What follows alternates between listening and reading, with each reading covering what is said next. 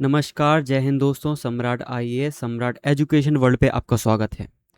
इस वीडियो में हम जानेंगे आज के करंट अफेयर जो लेटेस्ट न्यूज़ है, वो इंडेक्स ऑफ इंडस्ट्रियल प्रोडक्शन पे है, मतलब आईआईपी पे। अब ये आईआईपी होता क्या है? ये जो आईआईपी है, इंडेक्स ऑफ इंडस्ट्रियल प्रोडक्शन, इसके जो डेटाज हैं, है ना, जितना भी डेटा है वो हर महीने आता। जैसे अभी जून चल रही है ना, जून स्टार्ट हुई तो ये अप्रैल का डेटा यहाँ पे भेज दिया उन्होंने। तो ये इंडस्ट्रियल प्रोडक्शन के बारे में, वॉल्यूम के बारे में कि कितना प्रोडक्ट बना, उसके बारे में बात करता। ठीक है, तो इंडेक्स ऑफ इंडस्ट्रियल प्रोडक्शन हर महीने मंथली अपना डेटा देता। अब ये डेटा देने का काम करने वाली संस्था मॉसपाई है, जो मंत्रालय है ना, जो स्टैटिक मंत्रालय है, जो सांख्यिकी मंत्रालय है ना, सांख्यिकी मंत्रालय यहाँ देता था, डेटा देता। इसके अंदर एक और संस्था है जिसका नाम है एनएसओ। अब एनएसओ वो संस्था है, नेशनल स्टैटिकल स्टैटिक्स ऑफिस। ठीक है, तो ये 2019 में बनी हुई संस्था है। एनएसओ जो है 2019 में बनी हुई संस्था है, ये जब एनएसएसओ और सीएसओ को मिला के बनाया गया था। राइट, जो सांख्यिकी की जो डेटा होते, जो स्टैटिक्स के डेटा होते उसको उठाती। ठीक है, ठीक। तो मैंने आपको ये बता दिया कि ये हर महीने आता, साथ में कौन सा मंत्रालय जारी करता, इसके अंदर कौन सा डिपार्टमेंट जारी करता। अब यहाँ पे न्यूज़ केवल ये नहीं है कि ये हर महीने डेटा जारी जारी करता, लेकिन न्यूज़ और भी हैं। जैसे कि इसका 2011-12 का जो बेस ईयर था, उसको बदल के 2022-23 कर दिया गया। ठीक है, और भी कई सारी चीज़ें हैं जो इसमें ऐड करी गई, कुछ चीज़ें हटाई गई इसमें से, जो इसके 3 फैक्टर थे ना, जिसके बेस पे, जैसे मैन्युफैक्चरिंग, माइनिंग और इलेक्ट्रिसिटी, उसके बेस पे देखा जाता था ये। लेकिन अब इसमें कुछ कुछ चीज़ें हटा दी गई, कुछ चीज़ें ऐड भी कर दी गई। ठीक है, तो उसको भी हम देखेंगे। लेकिन अभी हम थोड़ा डिटेल में समझते हैं कि आईआईपी होता क्या है। तो आईआईपी एक इंडेक्स है जो कि एक हर महीने, एक निश्चित अवधि, हर महीने आता। जैसे कि अभी अप्रैल का डेटा दे दिया, हर महीने, जैसे जो जून चल रहा है यहाँ पे अप्रैल का दे दिया, जब हम जुलाई में जाएंगे तो वहाँ पे किसका आ जाएगा, वहाँ पे आपका मई का आ जाएगा। ठीक है, तो ये जो इंडेक्स है वो बताता आपको कि पूरा जो औद्योगिक क्षेत्र है आपका, उसका उत्पादन कितना हुआ है ना। फिजिकल वॉल्यूम बताता है कि कितना वॉल्यूम बना है, कितनी मात्रा बनी। अल्पकालिक, अल्पकालिक मतलब महीने महीने, मंथली बताता है ये चीज़। कौन जारी करता है, मैंने बता दिया आपको। क्या? जो सांख्यिकी मंत्रालय है ना, सांख्यिकी और कार्यान्वयन मंत्रालय है ना, स्टैट्स वो स्टैटिक्स एंड प्रोग्राम इम्प्लीमेंटेशन मंत्रालय जो है, वो मॉसपाई कहते हो सिंपली, है ना, सांख्यिकी मंत्रालय जारी करता है। ठीक है, और एनएसओ जो सांख्यिकी कार्यालय है, वो एनएसओ कब बना आपका, 2019 में बना। देन मासिक आधार पे जारी करता। ठीक है, क्या मापता? ये मापता एक आउटपुट के भाई कितना वॉल्यूम बना, है ना, वैल्यू नहीं नापता, वैल्यू नहीं नापता ये वॉल्यूम नापता कि कितनी मात्रा बनी, कितना आउटपुट निकला, है ना। वो भी कहाँ से? इंडस्ट्रियल प्रोडक्शन से, तभी तो नाम है आईआईपी। अब न्यूज़ में तो ये हर महीने ही रहता, लेकिन जो मेन न्यूज़ में था आईआईपी, वो था इसका बेस ईयर को लेके। जो बेस ईयर था उसका 2011-12 से बदल के क्या कर दिया, बेस ईयर को यहाँ पे 2022 और 23 कर दिया। राइट, 2022-23 कर दिया। और कई चीज़ें शामिल भी करी गई इसमें। जैसे इसका जो मेन था, वो एक तो माइनिंग था, एक मैन्युफैक्चरिंग था, और एक इलेक्ट्रिसिटी था। जो मैन्युफैक्चरिंग है, इसका परसेंटेज सबसे ज़्यादा है, इसका परसेंटेज सबसे ज़्यादा है ना, मैक्सिमम लिख दो यहाँ पे। तो मैन्युफैक्चरिंग का परसेंटेज यहाँ पे सबसे ज़्यादा है। इसमें और भी चीज़ें ऐड करी गई, जैसे और चीज़ें को बता दो, जैसे जलापूर्ति, जलापूर्ति ऐड करी गई। ठीक है, और सीवेज ट्रीटमेंट, सीवरेज जो अपशिष्ट प्रबंधन, अपशिष्ट प्रबंधन, इन सब चीज़ों को ऐड करा गया। ठीक है, जलापूर्ति, गैस आपूर्ति, अपशिष्ट वाला कौन सा बता दिया, ये सब चीज़ें ऐड करेंगे इसमें अभी हाल फिलहाल में। तो ये करंट में तो बना ही था, बना ही रहता है। और लेकिन जो मेन मेन चीज़ें हैं वो इस इधर पे हो सकती। ठीक है, तो क्वेश्चन कैसे बन सकते हैं यहाँ पे, कौन सी चीज़ ऐड हुई, या अभी जो इंडिकेटर है इसके क्या है, माइनिंग, मैन्युफैक्चरिंग और इलेक्ट्रिसिटी, इन्हीं के अंदर इन सारे पॉइंट्स को भी ऐड कर दिया गया है ना। परसेंटेज वाइज देखिए तो यहाँ पे मैन्युफैक्चरिंग वाला कॉन्सेप्ट, मतलब जो मैन्युफैक्चरिंग है उसका परसेंटेज सबसे ज़्यादा है यहाँ पे। ठीक है, और इसी इंडेक्स में कई सारी चीज़ें काटी भी गई, कई सारी चीज़ें बढ़ाई भी गई। जैसे नई नई चीज़ें, जैसे बताऊँ मैं आपको, सीसीटीवी, कि जो और कई सारी मशीनरी हो गई आपकी, मैग्नेटिक कंपाउंड कह रहा मैं, मैग्नेटिक मटेरियल हो गए, है ना, एडवांस मटेरियल हो गए, उनको जोड़ा गया। उनकी मैन्युफैक्चरिंग के बारे में बात हो रही, और कुछ चीज़ों को हटाया भी गया, जैसे कैरोसिन हो गया, पुरानी साइकिल ट्यूब हो गई, तो उनको हटाया गया क्योंकि अब ट्यूबलेस टायर आ गए, वगैरह वगैरह ऐसी चीज़ें हैं। ऐसा लॉजिक लगा सकते हैं अपन कि पुरानी चीज़ों को हटाया गया जो यूजलेस है, मतलब उनका यूज़ नहीं होता, और नई चीज़ों को ऐड करा गया। ठीक है, तो यहाँ पे समथिंग समथिंग हज़ार से ऊपर इतनी वस्तुएं इसमें हैं। इस इंडेक्स में कितने वस्तुओं का उत्पादन का शामिल है, प्लस 1000 से ज़्यादा वस्तुओं के उत्पादन के बारे में बताता है ये। ठीक है, और साथ साथ में और भी चीज़ें हैं, जैसे कि जो विद्युत का उत्पादन होता है, बिजली बनती, उसके दो सोर्स होते, एक तो रिन्यूएबल यानी कि नवीकरणीय, एक नॉन रिन्यूएबल, है ना। तो इन दोनों को अलग तरीके से डिफाइन करा गया है, डिफरेंट तरीके से, मतलब थोड़ा स्पष्ट करेंगे इनकी डेफिनेशंस, कि जो बिजली का उत्पादन है उसमें ये चेक किया जाए, इसका हमारे पास पुख्ता सबूत हो और डेटा हो कि कितनी एनर्जी आपके नवीकरणीय सोर्स से आ रही, नवीकरणीय ऊर्जा है, और कितनी अनवीकरणीय। ठीक है, मतलब हरित एनर्जी, जो ग्रीन एनर्जी है ना, उस पे काम कर पाए हम। ठीक है, तो ये कुछ करंट अफेयर्स थे इसके, जिससे न्यूज़ में था। न्यूज़ में तो ये हर महीने रहता, अपना डेटा पेश करता। ठीक, तो इसके बाद परसेंटेज की बात करी थी हमने। ठीक है, जो मैन्युफैक्चरिंग होता, मैन्युफैक्चरिंग का परसेंटेज यहाँ पे वेटेज सबसे ज़्यादा है। देन माइनिंग, माइनिंग में कुछ नई चीज़ें ऐड करेंगे, जैसे रेयर अर्थ मेटल्स, है ना। रेयर अर्थ मेटल पे 90% चाइना का कंट्रोल है, तो वो एक गले का बांस बना हुआ है हमारे, तो उसको ऐड किया गया, नई चीज़ें। ठीक है, और भी कई चीज़ें ऐड करेंगी, जैसे बिजली, बिजली में ही बात करी जाए तो इसमें गैस आपूर्ति, जल आपूर्ति, तो बिजली के अंदर, इलेक्ट्रिसिटी के अंदर डिफाइन कर दी गई। तो इसके 3 सेक्टरल क्लासिफिकेशन है, इसमें माइनिंग, मैन्युफैक्चरिंग और इलेक्ट्रिसिटी। ठीक है, एमएमई। तो इसके अंदर क्लासिफिकेशन कितने हैं, मैन्युफैक्चरिंग, माइनिंग और इलेक्ट्रिसिटी। उन्हीं के अंदर नई नई चीज़ें ऐड करी गई, कुछ हटा भी दी गई। ठीक है, अब उपयोग के आधार पे देखोगे तो इसमें कई वो 6 कैटेगरी में बांटते हैं, और भी कैटेगरी हो सकते हैं, लेकिन 6 कैटेगरी में। जैसे कि एग्रीकल्चर हो गया, है ना, कच्चा माल हो गया, खनन हो गया, उनको प्राइमरी गुड्स में रखते हैं। किसमें, प्राइमरी में, प्राथमिक गुड्स में, जो प्राथमिक वस्तुएं होती। और पूंजीगत वस्तुएं जो कैपिटल गुड्स होती है, जैसे मशीनरी बनवा दी हमने, पुल बनवा दिया, और भी कई चीज़ें हैं जिसका यूज़ बाद में एक इन्वेस्टमेंट के रूप में देखा जाए उसको, तो वो पूंजीगत वस्तुएं हो जाएंगी। कुछ मध्यवर्ती वस्तुएं हैं, तो यहाँ पे लिख दे रहा मैं, पहला, दूसरा है कैपिटल गुड्स, देन तीसरा जो इंटरमीडिएट होती है ना, मध्यवर्ती, जैसे मध्यवर्ती होती हैं, राइट। तो अब इनका जो मेन प्रोडक्ट में यूज़ नहीं होता, बस किसी प्रोडक्ट को बनाने में यूज़ होता है ना, एज अ इंटरमीडिएट।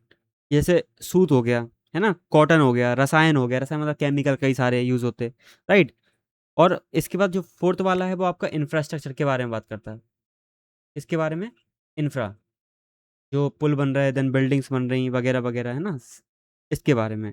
निर्माण सामग्री हो गई इसमें, जैसे सीमेंट हो गया और स्टील हो गई, ये भी चीज़ें इसमें ऐड होती हैं। और उपभोक्ता की टिकाऊ वाली वस्तुएं जो टिकाऊ होती ना, अब टिकाऊ में कैसे, जैसे मान लो एक लैपटॉप ले लिया आपने, टीवी ले ली, तो 10-20 साल चल रही हो, है ना, 4-5, है ना, मोबाइल ले लिया, फ्रिज ले ली, कार ले ली, तो ये ड्यूरेबल होती हैं, है ना, कई सालों के लिए।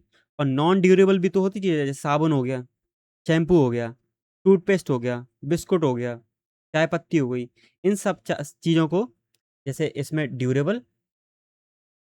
और सिक्स्थ जो कंडीशन है, कंडीशन कह रहा हूं मैं, सिक्स्थ जो क्लासिफिकेशन है इसके अंदर, वो नॉन ड्यूरेबल, राइट। तो ये कुल मिला के 6 कैटेगरी हैं, जिसमें इसको बांटा किसके, यूज़ के बेस पे, जो हम उपयोग के आधार पे कौन कौन सी ऐसी प्रोडक्ट बन रहे हैं हमारे देश में, जिनका यूज़ जो होता है वो इन 6 कैटेगरी में हम करते हैं। ठीक है, गॉट इट। आगे देखेंगे, अब इसी के अंदर आती चीज़ें, एक होता कोर, कोर इंडस्ट्री। अब ये कोर इंडस्ट्री क्या होती है, जैसे मान लो जी आईआईपी निकलता है, आईआईपी क्या बताता, प्रोडक्शन को बताता पूरा, है ना, कितना आउटपुट बना, क्या क्या चीज़ें बनी। तो उस आईआईपी के अंदर उस आईआईपी के अंदर सबसे ज़्यादा वेटेज जो होता है ना, वो होता कोर इंडस्ट्री का, जो सबसे बड़ी बड़ी इंडस्ट्री है इंडिया के अंदर, उनका वेटेज। तो ये वेटेज समथिंग समथिंग 40% से ऊपर भी आता। तो ये कोर इंडस्ट्री गिनती की 8 हैं, मतलब इंडस्ट्री के जो हेडक्वार्टर हैं या फिर जो बनी हुई है वो तो ज़्यादा होंगी, लेकिन जो कैटेगरी है 8 कैटेगरी में बटी कोर इंडस्ट्री। और उस 8 कैटेगरी का देख रहे हैं यहाँ पे 40% वेटेज। तो बहुत बड़ा वेटेज यहाँ पे कोर इंडस्ट्री ली हुई है। अब इस कोर इंडस्ट्री में मैं एक तरीका बताता जिसका नाम है रेस्को एनसीएफ। ये ट्रिक है इसकी, रेस्को एनसीएफ। आर से रिफाइनरी, जो पेट्रोलियम रिफाइन होता है ना, जैसे गुजरात में जाएंगे तो रिफाइनरी है ना, बहुत बड़ी रिफाइनरी है। ई से इलेक्ट्रिसिटी, एस से स्टील, सी से कोयला यानी कि कोल, ओ से क्रूड ऑयल यानी कि ऑयल कह दो, एन से नेचुरल गैस, कौन सी, या गैस कह दो, नेचुरल गैस एनजी। टी से वापस यहाँ पे क्या बनेगा, सीमेंट।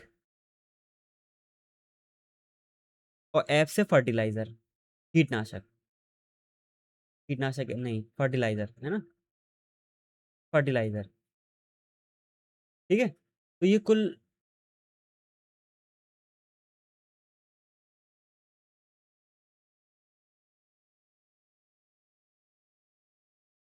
राइट, तो ये RESCO NCF, ये रेस्को एनसीएफ, इस तरीके से हम ट्रिक बना सकते हैं 8 कोर इंडस्ट्री की।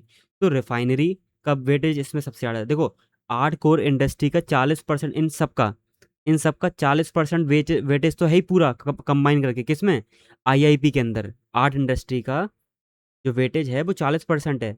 लेकिन इन्हीं के अंदर जो 8 इंडस्ट्री हैं, इनके अंदर भी जब हम वेटेज को बांटने जाएंगे तो सबसे ज़्यादा वेटेज निकलेगा रिफाइनरी का।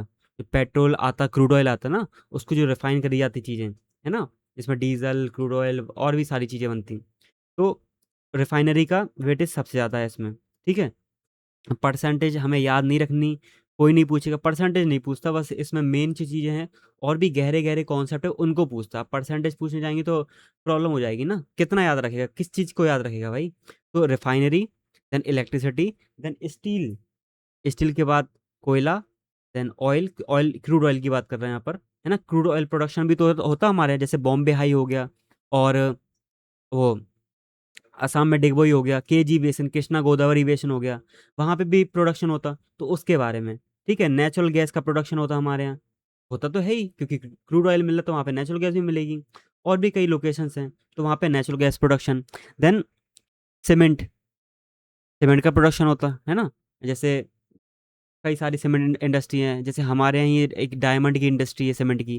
ठीक है, और इलेक्ट्रिसिटी में बात बात करी जाए तो पारिक पावर प्लांट हमारे यहाँ है। तो ऐसे कई सारी चीज़ें हैं। सीमेंट हो गया, देन इसके बाद फर्टिलाइज़र, क्योंकि अधिकतर फर्टिलाइज़र जो होता है वो हम क्या करते हैं, इम्पोर्ट करते, लेकिन हम इंडिया में बनाते भी तो हैं फर्टिलाइज़र, है ना। यूरिया का जो अधिकतर परसेंटेज है वो इंडिया में बनता, जो पोटाश होता और फॉस्फेट होता उनको मंगाते हैं हम बाहर से। ठीक है, जो म्यूरेट होता है ना, म्यूरेट ऑफ पोटाश, उसको हम 100% इम्पोर्ट करते, लेकिन यूरिया का अधिकतर परसेंट हम यहीं बनाते। तो वो जो प्रोडक्शन हो रहा उस प्रोडक्शन में फर्टिलाइजर की कैटेगरी में आएगा ना वो, तो वो इस कैटेगरी में आएगा, फर्टिलाइजर की कैटेगरी में। ठीक है, तो इसके प्रोडक्शन की बात करी जा रही, गॉट इट। तो इस इनका 8 कोर इंडस्ट्री का जो वेटेज है वो 40% है, और इसके अंदर 8 कोर इंडस्ट्री के अंदर ही कंपैरिजन करेंगे, उन कंपैरिजन में जो रिफाइनरी है उसका वेटेज सबसे ज़्यादा है, और जो फर्टिलाइज़र है उसका वेटेज सबसे कम है। ठीक है, अब यहाँ पे एक ट्विस्ट कैसा आता कि आईआईपी जो है, आईआईपी मॉसपाई जारी करता, कौन जारी करता, मॉसपाई। और मॉसपाई के अंदर भी एक ऑफिस है जिसका नाम है एनएसओ, नेशनल स्टैटिस्टिकल ऑफिस। सांख्यिकी कह दो, बोलने में नहीं आ रहा तो, ठीक है। ठीक, तो सांख्यिकी वाला जो डेटा डेटा बनाता है, ठीक है। फिर उसके बाद आईआईपी के अंदर एक इंडेक्स इंडेक्स होता है जिसका केवल कोर इंडस्ट्री के लिए, जो 8 कोर इंडस्ट्री है ना उसके लिए, वो कौन जारी करता है, वो भी मॉसपाई जारी करता है। लेकिन इसके अंदर, नहीं नहीं मॉसपाई नहीं, माफ़ करना मुझे, मॉसपाई नहीं, वो जारी करता है आपका जो आपको वाणिज्य मंत्रालय है ना, वो जारी करता है। तो यहाँ पे कॉमर्स मिनिस्ट्री, कौन सी मिनिस्ट्री, कॉमर्स मिनिस्ट्री जारी करती है। कॉमर्स मिनिस्ट्री के अंदर ही एक ऑफिस है, उस ऑफिस का नाम है ऑफिस ऑफ इकोनॉमिक एडवाइज़र, तो वो जारी करता, राइट। जबकि जो आईआईपी है वो एनएसओ जारी करता। कोर इंडस्ट्री का जो इंडेक्स है वो कॉमर्स मिनिस्ट्री जारी करती, ठीक है। इस बात को ध्यान रखेंगे, बहुत काम की चीज़ है ये, है ना। अधिकतर इंसान भूल जाएगा इस चीज़ को, तो वो यही समझे कि जो आईआईपी है वो आपका सांख्यिकी मंत्रालय दे रहा है ना। लेकिन कोर इंडस्ट्री वाला कॉन्सेप्ट कौन है, वो जो वाणिज्य और उद्योग मंत्रालय है, कॉमर्स मिनिस्ट्री, है ना, वो देता है। उसके अंदर एक ऑफिस है आर्थिक सलाहकार office, office of economic adviser, तो वो जारी करता कोर इंडस्ट्री का इंडेक्स, जिसमें 8 जो प्रोडक्शन की इंडस्ट्रीज हैं आपकी, रेस्को, एनसीएफ, उसके बारे में बात करता है, ठीक है। फिर और भी कई सारे कॉन्सेप्ट हैं कि हम आईआईपी और जीडीपी में डिफरेंस कर सकते हैं। अब यही तो बात है ना कि आईआईपी और ये तो सेम लग रहा है एक तरीके का, है ना। ये भी कहीं ना कहीं बताती चीज़ है कि कितना बना सामान, ये भी वही चीज़ बता रहा। लेकिन ध्यान रखो, ये बताता केवल इंडस्ट्रियल प्रोडक्शन के बारे में, तो नाम ही है ना, इंडेक्स ऑफ इंडस्ट्रियल प्रोडक्शन। तो ये इंडस्ट्री के प्रोडक्शन के बारे में बताता कि कितनी इंडस्ट्री में ग्रोथ हुई, कितनी परसेंटेज की कमी हुई। और जीडीपी के बताता, जीडीपी ओवरऑल बताता कि भारत का जो भूमि का क्षेत्र है ना, जितना भी हमारा पॉलिटिकल लैंड है, ठीक है, पॉलिटिकल डिप्लोमेटिकल जैसा भी हो वो लैंड है, वहाँ पे कैसा प्रोडक्शन हो रहा, चाहे वो सर्विस का हो, चाहे आपका गुड्स का हो, देन सर्विस का हो, किसी का भी हो, अगर प्रोडक्शन हो रहा तो वहाँ पे उसको बताएगा ये। तो इसमें सर्विस शामिल नहीं होती, इसमें सर्विस शामिल नहीं होती, जबकि यहाँ पे सर्विस शामिल होती है, ठीक है।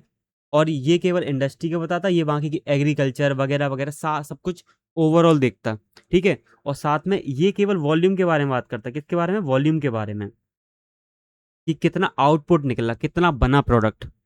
ये बात करता वैल्यू के बारे में, किसके बारे में, वैल्यू के बारे में। अगर मान लो वैल्यू बढ़ गई, जब जैसे मान लो महंगाई बढ़ गई या कुछ, है ना, तो उस हिसाब से जीडीपी में ग्रोथ नजर आएगी।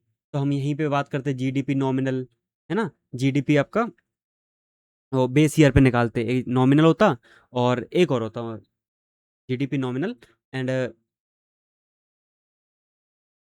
जीडीपी बेस ईयर पे निकालते हैं, ठीक है। तो इस तरीके से दो तरीके से निकालते हैं, एक मार्केट प्राइस पे, एक फैक्टर कॉस्ट पे।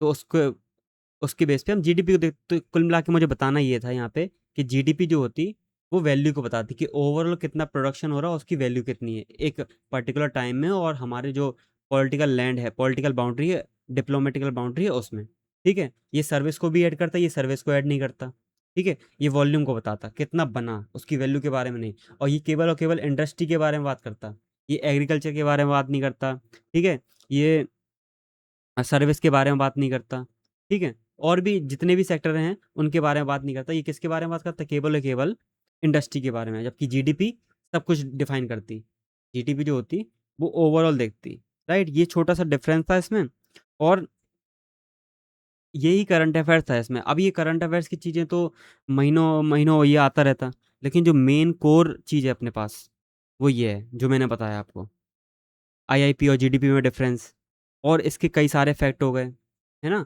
और जो कोर इंडस्ट्री वाला कॉन्सेप्ट हो गया, तो ये सब चीज़ें ही पूछी जाती। अब इसमें और जब एडवांस लेवल पे चलोगे, क्योंकि अब 2026 का पेपर तो देखा ही आपने, किस हद तक उन्होंने फैक्ट पूछे, किस हद तक गहराई में ले गए वो, है ना। इंसान कहाँ पर अब यूपीएससी के नाम से कि अगली बार दें या नहीं दें। तो ऊपर ऊपर पढ़ने से कुछ नहीं होगा, हमें बहुत गहराई में जाना पड़ेगा इस चीज़ों के बारे में। जैसे आप वो कुछ भी पूछ सकते हैं, वो ये भी पूछ सकते हैं कि जीडीपी और आईआईपी में डिफरेंस बताओ, ठीक है। वो कहीं से भी क्वेश्चन बना सकते हैं। इस बात को ध्यान रखना ज़रूरी है, इतना गहराई में पूछ लिया उन्होंने 2026 के क्वेश्चंस में, मतलब आउट ऑफ सिलेबस, मतलब समझ में नहीं आ रहा था कि कहाँ से आई चीज़ें। ये जो करंट अफेयर्स भी आया है वो कहाँ से आया, कहाँ से पूछा है ये सब चीज़ें। तो अगर एडवांस लेवल पे भी पढ़ोगे ना इस चीज़ को, तो एडवांस लेवल पे जाओगे तो आईआईपी का हम आरबीआई से संबंध निकाल सकते हैं। किससे संबंध, आरबीआई से संबंध, ठीक है। ऐसे मान लो दिल बना दो इसमें, आरबीआई से संबंध। आरबीआई से किस तरीके से संबंध बनेगा, आरबीआई से बन सकता है कि रेपो रेट के कॉन्टेक्स्ट में। जैसे मैं तुमको बताऊं कि महंगाई है, समझना, कि महंगाई बढ़ी, अब महंगाई बढ़ेगी तो क्या करेगा यहाँ पे, आरबीआई रेपो रेट बढ़ा देगा। क्या बढ़ा देगा, रेपो रेट बढ़ा देगा। अब जब रेपो रेट बढ़ाएगा तो यहाँ पे लोन महंगे हो जाएंगे। जब लोन महंगे हो जाएंगे, लोन महंगे हो जाएंगे तो क्या होगा, लोग लोन लेंगे नहीं, क्योंकि ज़्यादा ब्याज देना पड़ेगा। तो यहाँ पे क्या महँगाई कम करने के लिए, ठीक है? महँगाई कम करने के लिए, लेकिन साथ में ग्रोथ वाला फैक्टर भी होता है कि कहीं ग्रोथ को प्रॉब्लम ना हो जाए। अब जब महँगाई में लोग नहीं लेंगे लोन क्योंकि ज़्यादा ब्याज देना पड़ेगा, रेपो रेट बढ़ गया, तो जो इंडस्ट्री के लिए लोन लेते हैं वो भी लेना कम कर देंगे। तो कहीं न कहीं जो आईआईपी है, वो कम आता हुआ दिखाई देगा। कैसा कम आता हुआ दिखाई देगा? ये मतलब एक लिंक है, ऐसा ज़रूरी नहीं है कि कम ही आए, ठीक है? Got it? और भी कई सारे फैक्टर होते हैं, लेकिन हमें पता होना चाहिए कि आईआईपी और जब रेपो रेट को हम एक लिंक बनाते हैं, तो किस तरीके का लिंक बनता है। अब मान लो मंदी पड़ी, कैसी मंदी पड़ी? लोगों के हाथ पैसा नहीं, ठीक है? तो यहाँ पे सस्ते लोन देगा। सस्ते लोन के लिए जो आरबीआई है वो रेपो रेट को कम करेगा। अब जब रेपो रेट को कम करेगा तो लोग ज़्यादा से ज़्यादा क्या लेंगे? लोन लेंगे, और ज़्यादा से ज़्यादा लोन लेंगे तो क्या होगा? लोगों के हाथ में क्या आएगा? पैसा आएगा। पैसा आएगा मतलब लोग खर्च करेंगे। खर्च करेंगे मतलब यहाँ पे क्या होगा? ग्रोथ होगी। क्या होगी? ग्रोथ होगी। मतलब यहाँ पे कहीं न कहीं जो प्रोडक्शन होगा, वो जो प्रोडक्शन होगा, वो क्या होगा?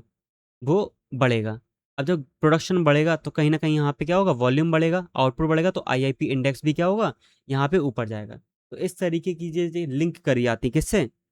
जैसे आरबीआई से कर दिया, जीडीपी से कंपेयर कर दिया, जीवीए से भी कर सकते हैं। जो ग्रॉस वैल्यू एडिशन है ना, उससे भी हम कंपेयर कर सकते हैं, राइट? तो ऐसे ग्रोथ प्रोडक्शन बढ़ गया यहाँ पे, तो आईआईपी बढ़ा हुआ दिखाई देगा, ठीक है? जब आईआईपी बढ़ता हुआ दिखाई देगा तो मतलब ग्रोथ हो रही, आईआईपी कम होता हुआ दिखाई देगा तो प्रोडक्शन कम हो रहा है। इस तरीके की चीज़ें देख सकते हैं। और जो ड्यूरेबल गुड्स हैं, नॉन ड्यूरेबल गुड्स हैं, उनसे भी लिंक बना सकते हैं। जैसे कि ड्यूरेबल गुड्स हैं, तो ड्यूरेबल गुड्स क्या होती हैं? जैसे लैपटॉप ले लिया, ठीक है? मोबाइल हो गया, और वॉशिंग मशीन हो गई, ठीक है? एसी हो गई, टीवी हो गई, है ना? पीसी हो गया आपका। तो ये सब चीज़ें ड्यूरेबल गुड्स हैं। अब ये गाँव में तो चलेंगी नहीं, है ना? शहर वाले मिडिल क्लास लोग लेंगे। तो यहाँ पे हम कह सकते हैं ये किसके लिए? जो मिडिल क्लास होती है शहर की, उसके बारे में बताता कि कितना पैसा है उनके पास, है ना? ईएमआई पे क्या उठाया, आसान ईएमआई है या नहीं, इन सब चीज़ों के बारे में बताता, ठीक है? तो शहरी मिडिल क्लास के बारे में बताता, जो ड्यूरेबल गुड्स होती। और जो नॉन ड्यूरेबल गुड्स होती हैं, जैसे कि शैम्पू हो गया, तेल हो गया, साबुन हो गया, तो जो नॉन ड्यूरेबल ड्यूरेबल गुड्स मतलब 1-2 दिन में ख़त्म हो जाए जो, ठीक है? तो उसके बारे में कौन बताता? उसके बारे में बताने का काम भी इसी के अंदर है, लेकिन लिंक करेंगे जब हम, तो देखेंगे ये ग्रामीण अर्थव्यवस्था को ज़्यादा बताता बताता, है ना? ग्रामीण अर्थव्यवस्था को ज़्यादा बताता। तो ज़मीन के जो एग्रीकल्चर वाला फैक्टर है उसको साइड में कर दें अपन। अभी तो हम प्रोडक्शन के बारे में बात कर रहे हैं ना, एग्रीकल्चर करके जो एग्रीकल्चर है उसके बारे में तो बात ही नहीं करी। यहाँ हम इंडस्ट्रियल प्रोडक्शन के बारे में, जो इंडस्ट्री हैं, जो छोटी-मोटी इंडस्ट्री हैं, चाहे एमएसएमई भी क्यों ना हो, तो उसके बारे में, जो भी प्रोडक्शन हो रहा है, उसके बारे में बात कर रहे हैं। तो बिस्कुट हो गया, शैम्पू हो गया, ठीक है? और साबुन हो गया, इन सब चीज़ों का यूज़ गाँव में भी होता। तो हमें ग्रामीण अर्थव्यवस्था के बारे में जो नॉन ड्यूरेबल गुड्स बताते, और शहरी अर्थव्यवस्था के बारे में बताते durable goods, AC, laptop, fridge, ठीक है? वॉशिंग मशीन, ठीक है? ये सब चीज़ें, राइट? अब एक होता पूंजीगत वस्तुएँ, जैसे इन्वेस्टमेंट के बारे में बताता। अब जैसे मान लो इन्वेस्टमेंट हुआ, कहीं इन्वेस्टमेंट हो रहा, इन्वेस्टमेंट का मतलब कोई प्रोडक्शन होगा? अरे कोई मशीनरी लगा रहे हैं आप, देन आपने कुछ बनाया, आप कोई फैक्ट्री बना दी, तो उसमें प्रोडक्शन के लिए ही तो बनाओगे। तो प्रोडक्शन होगा, कैपिटल गुड्स बना रहे हैं आप, यहाँ पे इन्वेस्टमेंट कर दिया, तो जब प्रोडक्शन होगा तो आईआईपी क्या होगा? आईआईपी बढ़ा हुआ दिखाई देगा यहाँ पे। कैसे दिखाई देगा? बढ़ा हुआ। तो यहाँ पे बढ़ेगा आईआईपी, ठीक है? मतलब आगे रोजगार के अवसर पैदा होंगे यहाँ पे, रोजगार से अवसर पैदा होंगे, यानी कि लोगों के हाथ में पैसा आएगा। तो इसी तरीके से ग्रोथ का रास्ता चुना जाता। तो इसी तरीके की लिंक बनाई जाती। अब इसको जैसे जीडीपी से कंपेयर करा था, वैसे ही हम आईआईपी को जीवीए से भी कंपेयर कर सकते हैं, ठीक है? ये सेम ही कॉन्सेप्ट है, क्योंकि हमें मालूम है कि 2015 से जीवीए को ही हमने क्या मान लिया, मतलब यूज़ करते हैं ना जीडीपी के लिए, ठीक है? तो वो एक लिंक है जो हम जीडीपी वाले चैप्टर में समझेंगे। अभी तो हम करंट से में जो आईआईपी था उसके बारे में पूरी की पूरी पूरे धागे खोल दिए इसमें, ठीक है? पूरा का पूरा पीएचडी कर लिया हमने आईआईपी इंडस्ट्रियल जो इंडेक्स है इंडस्ट्रियल प्रोडक्शन का, ठीक है? अब इससे एक बार कनेक्शन बैठा सकते हैं हम इस पे, जैसे आईआईपी और जीवीए के बीच में, जो आईआईपी और जीवीए के बीच में भी हमने एक कनेक्शन, एक संबंध बिठाने की कोशिश करी। तो उसमें देखेंगे अपन कि आईआईपी केवल वॉल्यूम के बारे में बात करता है, है ना, मात्रा के बारे में कितनी मात्रा बनी। लेकिन जीवीए होता है, जीवीए बात करता है कि कितना हमने वैल्यू एडिशन करा, है ना। जैसे मान लो कि पिज़्ज़ा बना रहा है, जैसे मान लो मोबाइल ही बना रहा है मान लो, तो मोबाइल बनाने में जो कच्चा माल लगा, जो भी आपकी चिपें वगैरह लगी, वो 5,000 की लगी। ठीक है, इसको पूरा असेंबल कर दिया, असेंबल करने के बाद ये 20,000 का बिका। तो इसमें कितना एडिशन हुआ, है ना। मान लो सारे चीज़ें मिला के 5,000 और हो गए, तो 10,000 का पूरा हुआ, तो और 5,000 जो है वो वैल्यू एडिशन हो गया उसमें। तो जीवीए बताता है आपको कितना वैल्यू एडिशन हुआ। ठीक है, आप कहीं कहीं देखोगे इस चीज़ को कि आईआईपी तो गिर रहा, लेकिन जो जो मैन्युफैक्चरिंग सेक्टर है उसका जीबीए बढ़ा हुआ आ रहा। तो यहाँ पे वही लिंक बैठाया जाता। अब वो लिंक कैसा, जैसे जीबीए मैंने बता दिया आपको कि वैल्यू एडिशन हो रही। ठीक है, इसका सिंपल सा तरीका है कि अगर पिज़्ज़ा बन रहा तो पिज़्ज़ा में मैदा हो गया, देन चीज़ हो गया, जितनी भी चीज़ें हैं उनका जो कच्चा माल है उसका वैल्यू ले लो, और पिज़्ज़ा बनाने के बाद जितना आपने वैल्यू एडिशन करा उसमें, है ना, टैक्स वैक्स सब मिला के, तो उससे कहते हैं वैल्यू एडिशन। और जितनी भी गुड्स बन रही पूरे इंडिया के अंदर, तो उसको सबको मिला लो, उसे कहते हैं जीवीए, ग्रॉस वैल्यू एडिशन। ठीक है, तो ये वैल्यू एडिशन को बताता। साथ में जो आईआईपी है, आईआईपी बताता वॉल्यूम को, ये तो बात कर ही चुके। ठीक है, ये हो गया। तो ये एक लिंक बैठा सकते हैं अपन इसमें। जैसे बताया कि एक क्वेश्चन बनता है यहाँ पे कि आईआईपी गिरा, लेकिन जो जो मैन्युफैक्चरिंग सेक्टर है उसका जीबीए बड़ा दिखाई दे रहा। ठीक है, तो यहाँ से अपन कैसे समझ सकते हैं कि आईआईपी केवल मात्रा को बताता, जो आउटपुट बन रही, वॉल्यूम बन रहा उसको बताता, है ना। कारें कितनी बनी गिन के बता देगा, कितने खंबे बने स्टील के उसको बता देगा, कितने लैपटॉप बने, कितनी फ्रिज बनी उसको बता देगा। ठीक है, लेकिन जो जीवी है वो एडिशन को बताता, कितना वैल्यू जोड़ा। जैसे एक मान मान लो कि इंटरनेशनल मार्केट में जो कच्चा तेल है उसके दाम गिर गए। अब उसके दाम गिर गए, तो तो ऐसे में कंपनियां कम सामान बनाकर भी हाई वैल्यू एडिशन का मुनाफा पा सकती। ठीक है, तो इस तरीके से हम लिंक बैठा सकते हैं इसके बीच में।